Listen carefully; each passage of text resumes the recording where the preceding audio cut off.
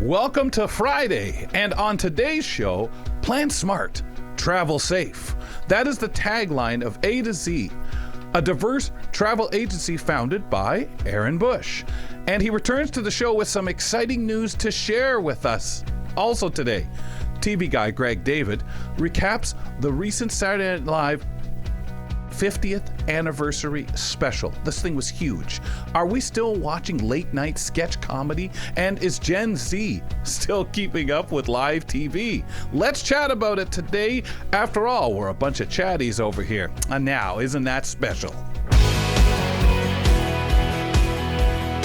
This is Kelly and Company. And I got to welcome in Brock Richardson as he drops in a couple of times a month to co-host with me on the show. Nizreen will be along shortly as well. How are you, sir? I'm doing well, thanks. How are you? All right. We're going to hear from Brock in a little bit as he kind of celebrates Canada's win in hockey, but we've got lots to get to before that.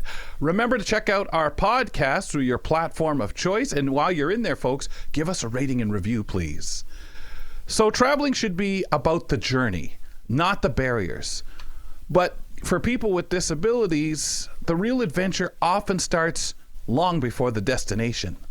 Navigating a world that still sees accessibility as an afterthought because nothing says welcome quite like a hotel with an accessible room on the second floor with no elevator. Accessible travel specialist Aaron Busch knows all of these barriers too well. Welcome, Aaron, back to the program. Glad to have you with us.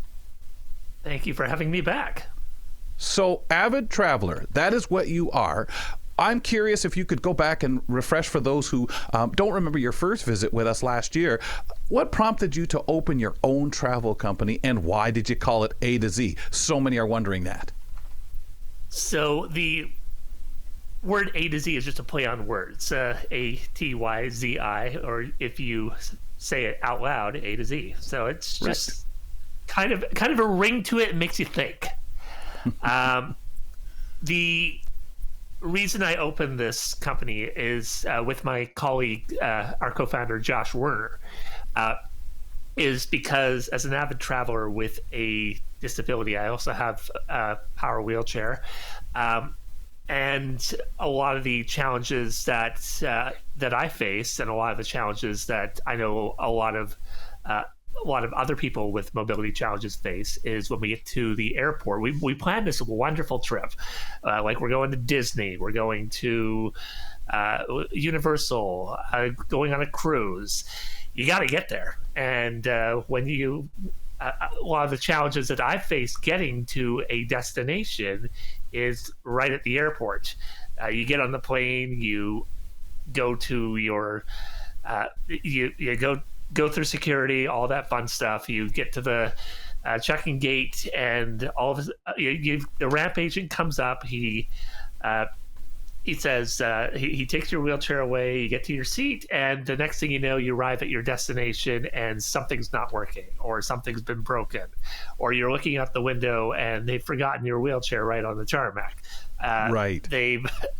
It's a big deal. Every time it happens, it makes national news. So we created a company not just to help travelers plan and book and manage their vacation, but to also create a profile for their mobility device that lets them specify the handling instructions, lets them specify the route that they're going to be on, lets them record short video segments for how they want to how to operate their wheelchair. So when they get to the check-in counter and talk to the ramp agents, they can pull out their phone. They can they'll have this profile on a QR code, and they'll be able to share it with the ramp agent, so that the ramp agent has this information ready when they go and share this when they go to load the mobility device. Okay. Now, you mentioned looking out the window, seeing your wheelchair sitting out there. Let's talk quickly about the Wheelchair Travel Companion. I know we had a chance to do this before, so is this all part of what we're talking about, this specialized service? Yeah, so I have I pulled up a short demo here that I can turn on momentarily. So this, for those who are looking at this is the wheelchair travel companion. This is my personal profile that I've created. This would be the QR code on the left, and this is the desktop version. So if I scroll down, I can see that I have a section for my identity, section that shows where I'm going from, where I'm going to. It has a map on it with my flight date, the airline, the flight number, the seat number, the departing city, the arrival airport. Visual references. For me, I have not recorded visual references for the speed throttle, the light activation, or battery access, but I do have videos here for the power control, how to put it into tilt, how to disconnect the joystick cable, how to unlock the brakes. The brakes is a big one because a lot of chairs unlock the brakes differently, and if they're locked, the ramp agents may not know how to put it into neutral. They're just going to try and forcefully push it. The fuse switch is something that the wheelchair user needs to know, because sometimes the ramp agents will disconnect the joystick cable, they'll disconnect the battery, and then they'll turn off the fuse switch, because somehow they think that somehow they think even though the joystick cable is disconnected, it might still turn on and flight. Right, just jump to life. Yes. And then we have the device specification. Here we have the handling instructions at the bottom. So I can actually edit this profile. I can write a big long description for how I want the traveler or how I want the ramp agent to handle my mobility device, or how to access the battery compartment. Great. And then when I get to the airport, I can pull this up on the on the A to Z. I can share the QR code with the ramp agent. There'll be a button to do that that you on your phone, and the ramp agent will then be able to pull up the profile on their phone and take it down with them to the tarmac and use this as a reference, or when they wow, that's awesome. That's great.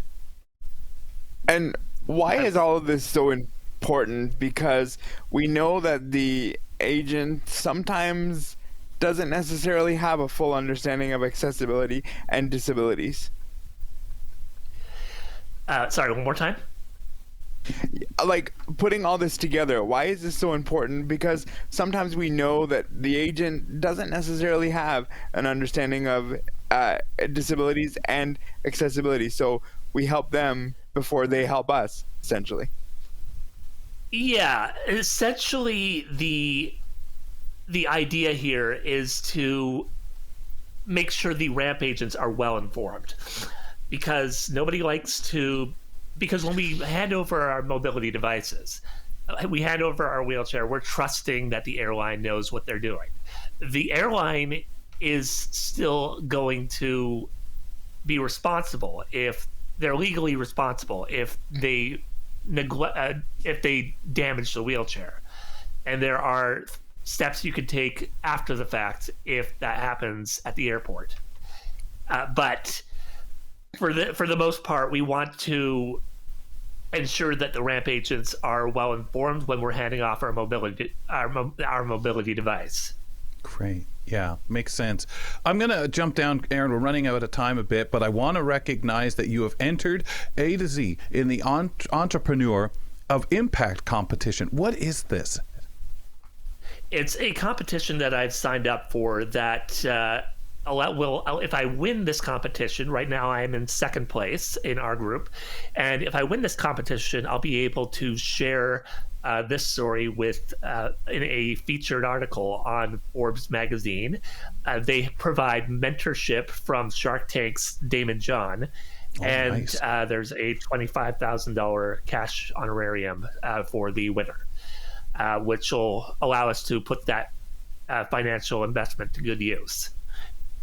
So if anybody is interested in this, we have an article on our Facebook page at the very top. It's pinned. That will link to the competition page. Okay, that is tremendous. Good luck with it. Aaron, again, nice to visit with you. Thanks for coming on, and we wish you luck with the competition here, because we all know how vital this accessibility for travel is, and the attention to detail that you guys have allowed here by creation is second to none. Thank you, pal. Thank you. So again, a big best of luck to Aaron and Atyzi. Aaron, founder of Atyzi, joining us on the program. If you're interested, it's spelled Atyzi, and you can check out, like Aaron said, the website, all the information there. Help them out, please, with the voting. As mentioned, Brock Richardson here. I'd like to welcome in Nazreed Abdel-Majid, and I'll also welcome in Greg David, who's coming up in a few moments. And guys, welcome. I'd like you to hang back here for a moment. I want the sportsman here to give us an opinion of Canada, championship team Canada, as the NHL held its big series where we had 4 invited countries, players represented from the NHL in a best-on-best tournament, and Canada came on top. Brock, this is a once in a lifetime thing. We won't see this again. The toll it took on players who participated is unlike what would usually be seen by far in a normal all-star event held by the NHL. Yeah, I mean, this was almost perfect timing, because we had been starving for best on best rivalry, and it was a really good event. I didn't know what level of intensity this would show, and I think it came to light pretty quickly. And to see Canada come on top in the light of all of the political uncertainty that's gone on is good to see with everything going on. So I was pretty happy last night to see Connor McDavid, the next generation, passed on from Sidney Crosby, score the winning goal last night. So I have to ask Nazreed, somebody I know that is not a sports person, what have you heard as this culminated, because of course, we've had a lot of political tension of late. Did this get to you at all, or online? Were you seeing anything on social media? Did it interest you, or what? And in what way, if so? Honestly, when it comes to sports, I just scroll through, Kelly. This is so not even kind of with it. No, that's fair, because again, I've seen a glimpse, but yeah, I just scrolled through because I'm like, I don't connect with it. And it didn't make you connect with some of the things being said with this tournament, with the tensions with Canada and the U.S. Okay, how about you, Greg?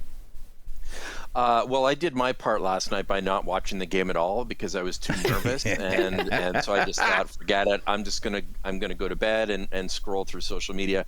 So it was great this morning to scroll through X and TikTok to see all the highlights of McDavid's goal from Marner.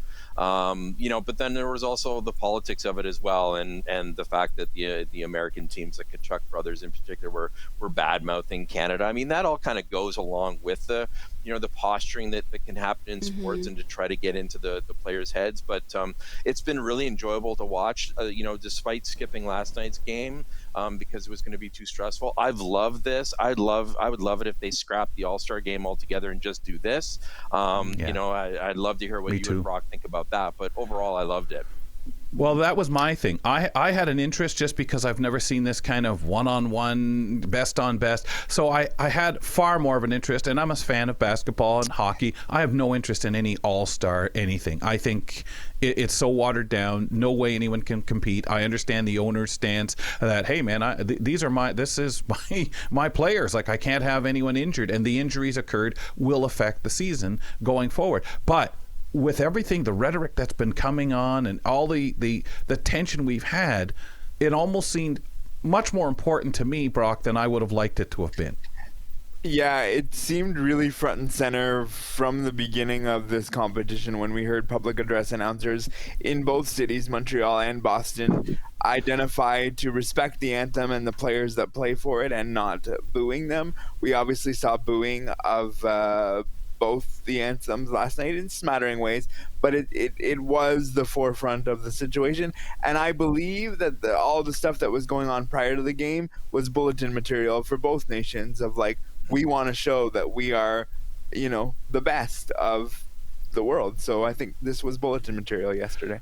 Well, and you traditionally don't see fighting in international hockey, if you want to call it that. And I understand this is NHL. They're all NHL players. So what happened Saturday in my head went to being, this is just for the hype of it all. These guys are like almost like, WWFing, World Wrestling fighting scrap and making it look good kind of thing. And just getting crowds hyped up and following up on this booing of anthems, which again, not a fan of, not something I think that should be done. I already get annoyed enough when people are kind of odd, anthems are playing. So Nazreen, I just wondered, because with so much being said in the political avenue, I know a lot of people who aren't necessarily fans were weighing in and just saying, yeah, man, we've got to do something, because it's almost like that one victory Canada can have right now, because I think we feel tariffs and everything like that are really going to weight us down versus the effect it might have on the U.S., if at all. Yeah, absolutely. Like, I have noticed on social media, a lot of people have been so competitive, and I don't blame them. You got to defend your country one way or another, whether you're a sports fan or not. So I understand that. I think that's the best way to put it. Whether it's a game or whether we're talking about how, much tariffs are going to harm this part of Canada or that part of Canada. Yeah. Guys, thank you very much for weighing in on that.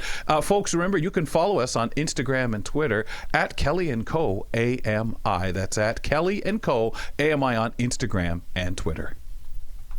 So let's talk about everything TV with Greg David. Saturday Night Live, the long-running late night sketch show, celebrated 50 years on the air this past Sunday night with a 3-hour live special on NBC, Peacock, and Global TV, with over 100 past cast members in attendance, as well as a who's who from the entertainment world.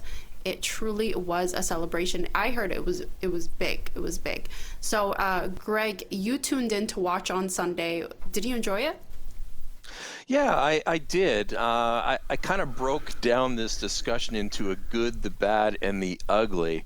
And I'm going to start with the good, because I want to go positive. And there really weren't a lot of negatives for me. And feel free at any time to weigh in with your thoughts if any of you checked it out. But for me, it's really difficult to encapsulate 50 years of anything into a 3-hour plus live special. But Right. I thought they overall did a great job. The good for me was Steve Martin coming out and doing the traditional monologue. There was a nice joke in there, jabbing at President Trump, saying that when Steve Martin got the call, he was in the Gulf of Steve Martin when he got the call to do the monologue. Eddie Murphy was fantastic, doing an impression of Tracy Morgan during the sketch, the Black Jeopardy sketch. By the way, any of the sketches that you want to check out are available all online, and also you can also check out the overall special on demand on Global. But yeah, Eddie Murphy was fantastic. Lorraine Newman, who was one of the original cast members, did a sketch with Pete Davidson, where she was reminiscing about what her experiences were like in those first years of Saturday Night Live. I love that. Paul McCartney closed the show performing The End from the Abbey Road album, and that was a nod back to the late Chris Farley, who had done an interview with Paul McCartney way back in the 90s. It was just a really nice callback at the end of the show. Will Ferrell was back to play Robert Goulet in a really funny sketch. Adam Sandler tugged at everybody's heartstrings when he sang a song looking back on 50 years of Saturday Night Live. Talked about the anxiety of being on the show, but it being the best experience ever.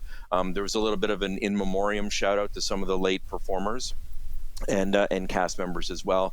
And what I really liked was that they did actual sketches. This wasn't just endless reels of old stuff kind of being pre-packaged with intros from people.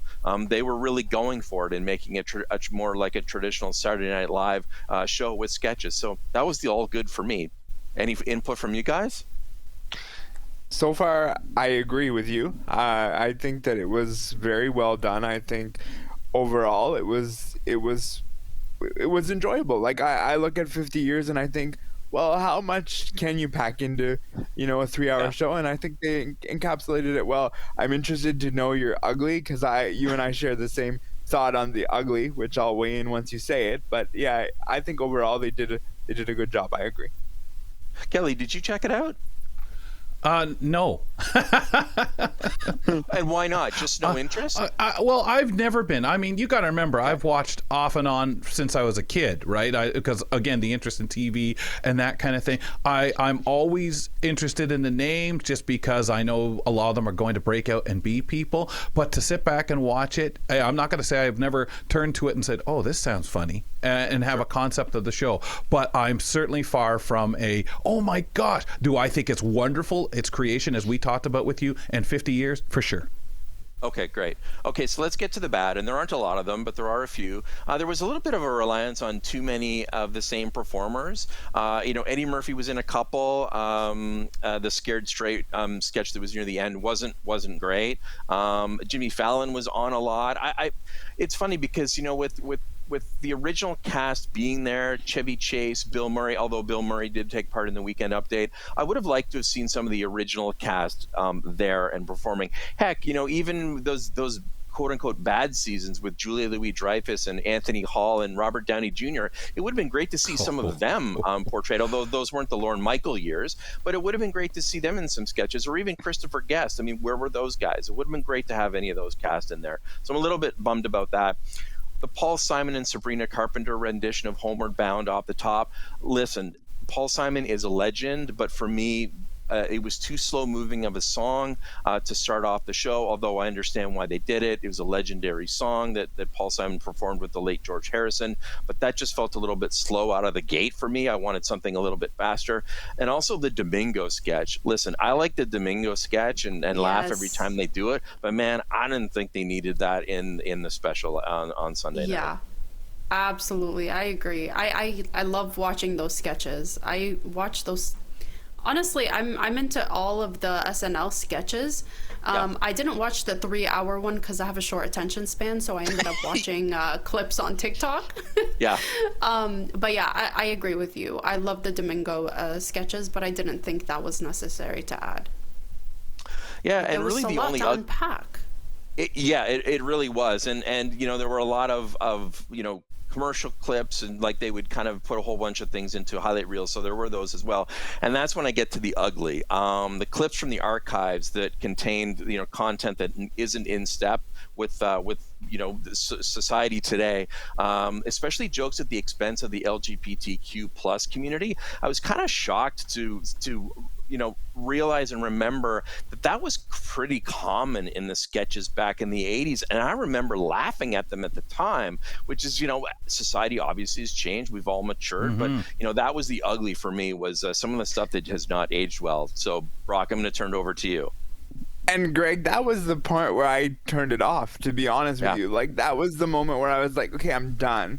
Because for me, it was like, this was by choice. Like, they pulled this out of the archive and willingly put this in there, and they said, we're going to go with this. So it's not like it was by accident they put it in there. They put it in there with full intention, and it might have worked 50 years ago, but it doesn't work today. And I just think that's where I think Saturday Night Live might be losing a little bit of touch today. Yeah. Sorry, Nisreen, did you want to say something about that as well? I was going to say that, I agree. Like, they really thought about it. It's not a quick choice decision. So they really put thought into it, and they said, okay, this is a good idea. Yeah. Weird. But like I said, overall, trying to put 50 years of content into, just over 3+ hours is tough. Overall, I really liked it. And I looked at the ratings, and nearly 15 million people watched down in the U.S. And then we're watching it live on Sunday night. So us old folks are still tuning in to watch those shows. Those ratings are the best that NBC has had in the last 5 years when it comes to a live special. And really, you really only get those numbers when it comes to live sports on the conventional network. So that's a big number for NBC that's non-sports. And on YouTube, like Nisreen was checking out the YouTube and TikTok clips, those have been doing really well. NBC says that down in the US, there were 8.7 million social interactions during the special, the best in 2 years for them. And from a social media standpoint, people were engaging. And they could be easily made into like those short clips, and it's done. Like, you don't have to go to part 2, part 3, part 4. I hate going into those on TikTok. But what really killed me is that Pete Davidson shared that each episode on SNL they get $3,000 each, which is insane. They're so short, so to get $3,000 for each sketch. What did you guys think of that? Wow, interesting. That's a lot of money. Yeah, it absolutely is. Yeah, just for a few I would have minutes, thought it to be more. I would have thought it to be Yeah. more than with who we're talking about. Well, thank you so much, Greg. Thanks for having me. That was Greg David talking to us about SNL and the 50th anniversary. You can watch the 50th anniversary special for yourself. Check it out. Let us know what you think of it on demand via the Global TV app. Big thanks to Brock and Nazreen for being with us today on the program. Please remember you can email us, kellyco@ami.ca, and call us at 1-866-509-4545. On our next show, the Ontario provincial elections is on February 27th. And to get into the spirit, let's feature creatures in politics. Animals don't usually feature prominently in government, but Dr. Danielle Johnkind will take a light look at the rare instances when they've made it into political campaigning. We'll do that on Monday. Now get out of here, will ya? Thanks for tuning in to Kelly and Company. Follow us on all social media, and don't forget to like and subscribe to the channel for more.